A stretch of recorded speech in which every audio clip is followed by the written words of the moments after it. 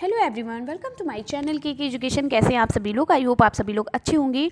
तो जैसे कि आप सभी लोग जानते हैं कि मैं आप लोगों को डीएलएड सेकेंड सेमेस्टर का पेपर गणित की जो महामैराथन क्लास यानी महासंग्राम क्लास में मैं आपको 50 महत्वपूर्ण बहुविकल्पी प्रश्नों को करा रही थी। ये आपके जो बहुविकल्पी प्रश्न हैं ये आपके SCERT बुक्स और जो आपके राजन सीरीज़ और पवन सीरीज़ से जो भी आपके बहुविकल्पी प्रश्न हैं उन सभी को मैं करा रही हूँ।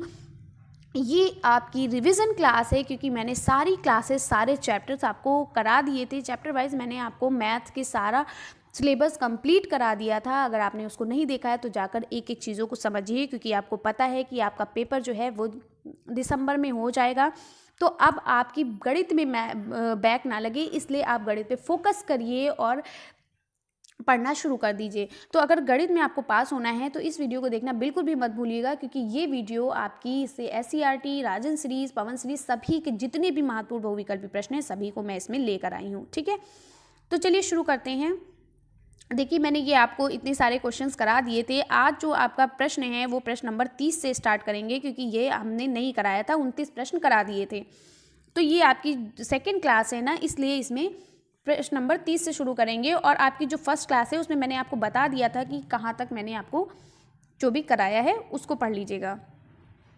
तो चलिए, आपका जो 30वां प्रश्न है ये है x² - 4x - 5 के गुणनखंड हैं। तो इसमें गुणनखंड निकालने के लिए हमें क्या करना होता है, ये जो बीच के जो संख्या होती है इससे हम क्या करते हैं, ऐसी संख्या हम लेते हैं। एक ट्रिक वाइज आपको बता दे रहे हैं। ऐसी संख्या हम लेते हैं जिससे ये 5 को हम जब 1 से गुणा करेंगे, यहाँ पर 1 मान लो, या ठीक है यहाँ पर मान लो ये 1 x² है और ये 5, तो 5 को जब हम 1 से गुणा करेंगे तो 5 एकम 5 आ जाएगा। ठीक है, और ऐसी संख्या लें जिससे हमारा क्या हो जाएगा, 5 आ जाए, हम गुणा करने पर भी और प्लस और माइनस करने पर भी। तो हम क्या करेंगे, अगर हम इसको क्या लिख देते हैं, अगर हम इसको 5 -5x प्लस 1x लिख देते हैं तो भी, यानी कि ये हमारा जो हो जाएगा -5 और प्लस 1 करेंगे तो ये हमारा हो जाएगा -4। ठीक है, -4 हो जाएगा। तो इस तरीके से हम देखते हैं। तो इसमें क्या हो जाएगा, इसमें हमारा जो x² - 4x - 5 है, तो हम क्या करेंगे, हम इसको इस तरीके से लिख सकते हैं, x² - 5x और प्लस 1x - 5, इस तरीके से लिख सकते हैं। अब हम इनको क्या करेंगे, इनको अब हम ब्रैकेट में लिखेंगे। यहाँ पर हमने x मान लिया, इसको x मान लिया, तो हमारे पास क्या बचा, x - 5, क्योंकि x कट जाएगा तो 5 बचेगा। यहाँ पर हमने प्लस 1 मान लिया, कॉमन ले लिया, तो अब क्या हो गया, यहाँ पर भी x - 5 बचा। ठीक है, अब हमारे पास क्या बचा, अब हम ब्रैकेट को एक पास कर लेते हैं और इनको एक साथ लिख लेते हैं। तो x + 1 और हमारा क्या बचा, x - 5। ठीक है, ये हमारा उत्तर आया। देखिए क्या आपका उत्तर माला में ये दिया हुआ है x + 1 और x - 5, ये देखिए आपका आंसर है, उत्तर नंबर आ।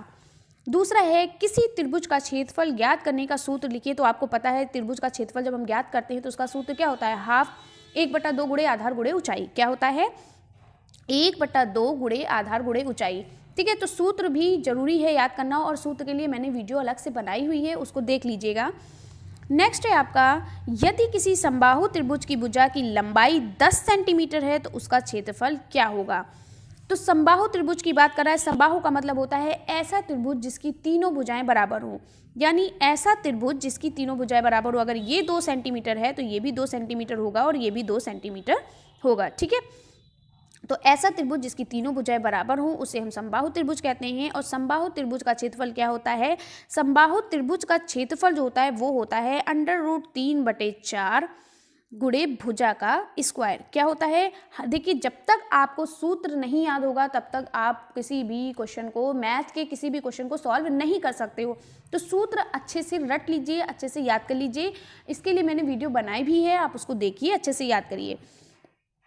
तो यहाँ पे क्या कहा गया है कि किसी समबाहु त्रिभुज की भुजा की लंबाई 10 सेंटीमीटर, यानी भुजा हमारी दी हुई है, भुजा क्या दी हुई है, 10 सेंटीमीटर। यहाँ पर क्या हो जाएगा, 10 का स्क्वायर हो जाएगा गुणे √3/4।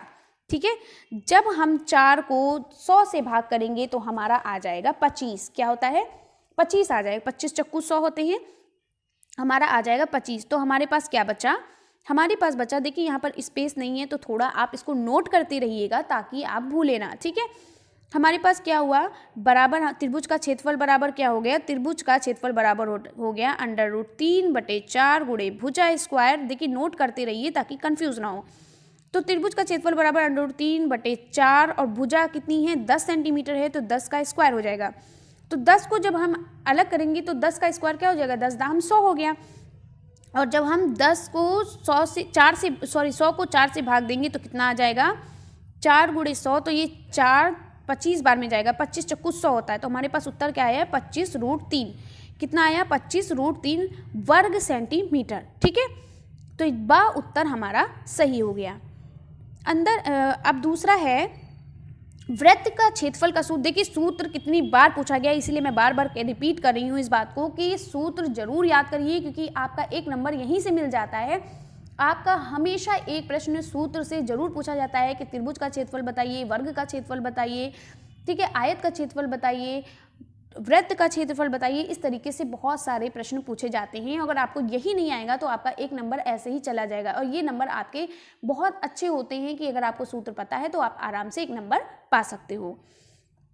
तो वृत्त के क्षेत्रफल का सूत्र क्या होता है, वृत्त के क्षेत्रफल का सूत्र होता है πr²। क्या होता है, πr²। ठीक है, आगे बढ़ते हैं। अगला प्रश्न है आपका, देखिए वृत्त पर ही प्रश्न दे दिया गया है। यदि एक वृत्ताकार मैदान की त्रिज्या 7 मीटर है, मैदान का क्षेत्रफल क्या होगा। तो सबसे पहले आपको मैदान का क्षेत्रफल पता होना चाहिए। तो मैदान का क्षेत्रफल यानी कि वृत्त का क्षेत्रफल, एक वृत्ताकार मैदान है यानी गोल मैदान है, यानी यहाँ पे वृत्त की बात कर रहा है और इस वृत्त की त्रिज्या पूछी जा रही है। ठीक है, तो आप क्या कहेंगे, आपको सूत्र पता है, वृत्त का क्षेत्रफल बराबर क्या होता है, वृत्त का क्षेत्रफल बराबर होता है, वृत्त का क्षेत्रफल बराबर होता है πr²। क्या होता है, πr²।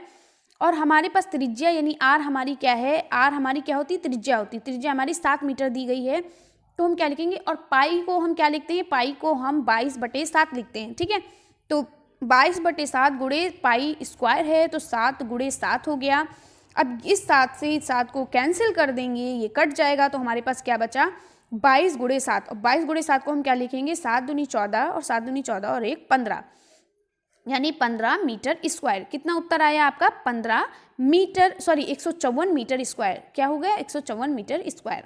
ठीक है, नेक्स्ट है आपका है घन के आयतन का सूत्र। देखिए जब तक आपको सूत्र नहीं पता होगा आप किसी भी प्रश्न को सॉल्व नहीं कर सकते हो, और इस बात को आप अच्छे से सोच लीजिए। आप अभी से सारे सूत्र एक पास लिख लीजिए और सभी को रट डालिए। ठीक है, सभी सूत्र को एक साथ लिख के अगर आप पढ़ोगे, घन, वर्ग का क्षेत्रफल, आयत का क्षेत्रफल, ठीक है, त्रिभुज का क्षेत्रफल, ऐसे आप एक साथ और डिफ्रेंशिएट करके पढ़ोगे तो क्या होगा, आपको अच्छे से वो याद रहेगा। ठीक है, अब यहाँ पर कहा है कि घन के आयतन का सूत्र बताइए। तो घन के आयतन का सूत्र क्या होता है, घन का आयतन यहाँ पे कहा है, यानी कि आयतन का सूत्र बताया गया है। तो क्या होता है, a⁻³ यानी a⁻3 यानी भुजा की घात 3 होता है। ठीक है, समझ में आ गया। नेक्स्ट है आयत का प्रत्येक कोण होता है, यानी कि एक आयत है, आयत क्या होती है, जिसकी लंबाई चौड़ाई बराबर होती है। तो आयत है, एक आयत के प्रत्येक कोण का आयत का प्रत्येक कोण होता है। तो हर कोण क्या है, 90 अंश का होता है। कितने अंश का होता है, 90 अंश का होता है। ठीक है, 90 अंश का होता है। तो जो 90 अंश के कोण को हम क्या कहते हैं, समकोण कहते हैं। क्या कहते हैं, समकोण कहते हैं। तो आयत का प्रत्येक कोण कितना होता है, 90 अंश का होता है, यानी समकोण कहलाता है। अगर यहीं पर वर्ग का पूछा जाता है तो उसे भी हम समकोण कहेंगे। ठीक है, नेक्स्ट है 16 और 40 का तृतीयानुपाती होगा। तो तृतीयानुपाती का सूत्र क्या होता है, तृतीयानुपाती का सूत्र होता है b²/a। तो यहाँ पर a हमारा क्या दिया है, a हमारा दिया हुआ है 16 और b हमारा दिया हुआ है 40। तो 40 का स्क्वायर/16। ठीक है, ये दिया हुआ है। अब हम इसको क्या करेंगे, 40 गुणे 40 लिख देंगे, क्योंकि 40 का स्क्वायर है बटे 16। जब हम 16 को काटेंगे तो ये हो गया 4 चक्कू 16, 4 दहम 40, 4 एकम 4, 4 दहम 40, यानी 10 दहम 100। हमारा उत्तर क्या आ गया, 100। कितना आ गया, 100। ठीक है, आगे बढ़ते हैं। नेक्स्ट क्वेश्चन है x² + 2y + 3 कैसा व्यंजक है। तो x² + 2y + 3 कैसा व्यंजक है।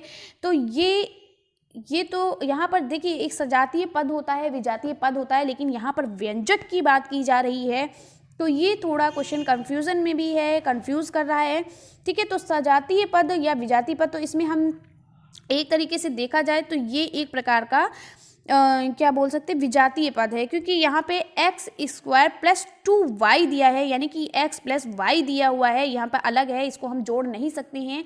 ठीक है, अगर यहाँ पे एक्स स्क्वायर यहाँ पे दिया होता कि x square plus 2x square, तो इसको हम जोड़ सकते थे 3x स्क्वायर, तो ये सजातीय कहलाता। तो एक तरीके से ये विजातीय पद है, लेकिन यहाँ पर व्यंजक कहा गया है, तो इसको एक तरीके से इसका 2 आंसर हो रहा है, इसको ज्ञात नहीं किया जा सकता, या फिर ये विजातीय होगा। ठीक है, नेक्स्ट है आपका 9y square plus 4y plus 8। देखिए अब यहाँ पर क्या है, 9y स्क्वायर है प्लस 4y है, तो 9 और 4 को यहाँ पे ये भी एक तरीका का क्या है, ये समान चर राशि इसको कह सकते हैं, यानी कि ये भी एक तरह का सजातीय पद, या इसको ज्ञात नहीं किया जा सकता। ये थोड़ा स्टार लगा दीजिए, ये थोड़ा कंफ्यूजन वाला क्वेश्चन है।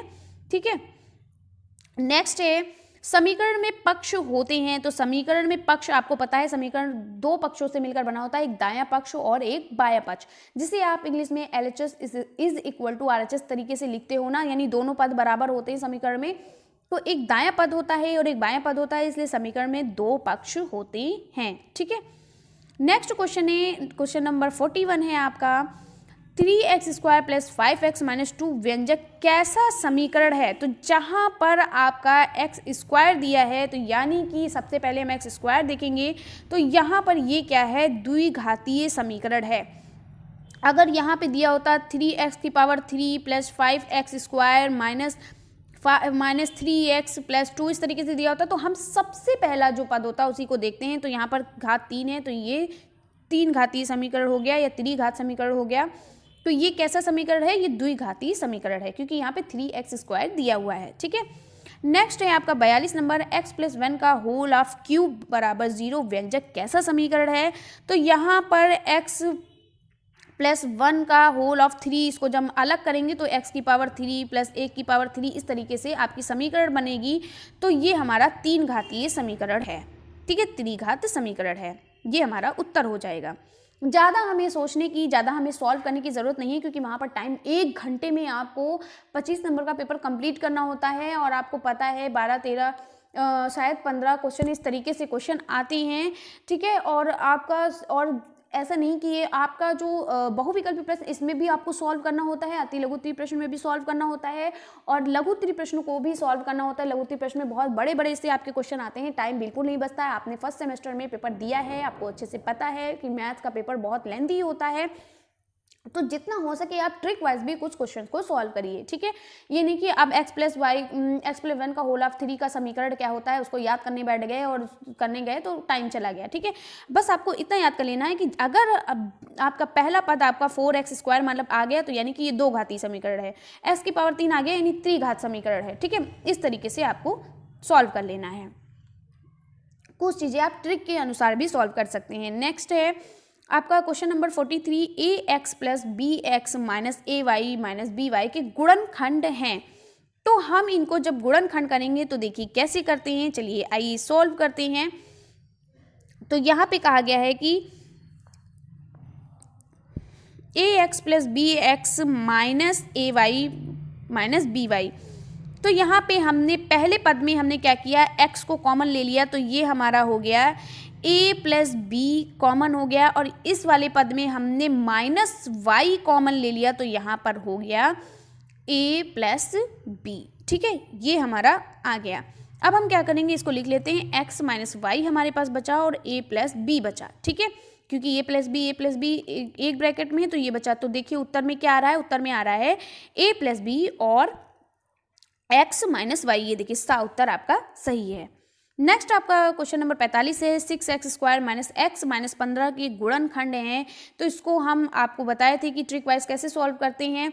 अगर इसको अच्छे से डिटेल में पढ़ना है तो आप वीडियो देखिएगा, उसमें अच्छे से डिटेल में आ जाएगा। तो इसमें हम क्या करेंगे, 6x square minus 10x plus 9x लिख सकते हैं, क्योंकि जब माइनस 10 में हम 9 को घटाएंगे या जोड़ेंगे तो ये माइनस 10 और 9 करेंगे तो 1 आ जाएगा। ठीक है, क्या आ जाएगा, 1 आ जाएगा, -1 आ जाएगा। ठीक है, तो फिर अब हमारा क्या हुआ, क्योंकि माइनस प्लस माइनस होता है तो 10 में से 9 गए तो 1 आ गया, और माइनस क्योंकि बड़ी संख्या पर जब माइनस होता है तो हम उसे माइनस ही लिखते हैं। ठीक है, तो ये हमारा आ गया 6x² minus 10x plus 9x minus 15। ठीक है, अब क्या हुआ, अब हम इसे सॉल्व करते हैं। तो यहाँ पर हम 2 कॉमन ले लेंगे, 2x कॉमन ले लेंगे क्योंकि यहाँ पे x² है, तो 2 3 6 होता है, तो 3x माइनस 2 पंचे 10, 3x माइनस 5 बचा, प्लस यहाँ पर हम 3 कॉमन ले लेंगे तो हो जाएगा 3x माइनस 5। ठीक है, क्या हो जाएगा 3x माइनस 5।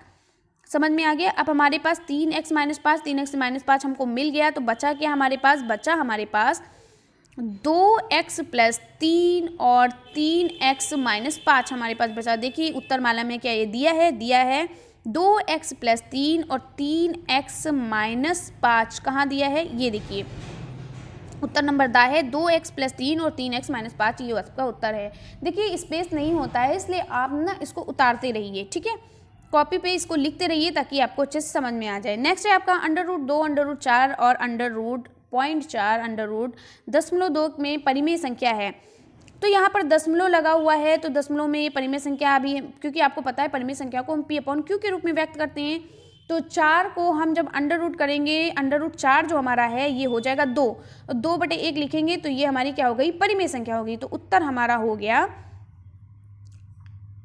√4। ये क्या है, ये हमारी परिमेय संख्या है। क्या है, परिमेय संख्या है। ठीक है, नेक्स्ट है हमारा 47 क्वेश्चन है। यहाँ पर दिया हुआ है, देखिए इस तरीके के स्थानीय मान बहुत ज़्यादा सजातीय मान, विजातीय मान, स्थानीय मान, इस तरीके से बहुत पूछता है। ठीक है, यहाँ पर दिया है 33.328 में अंक 2 का स्थानीय मान होगा।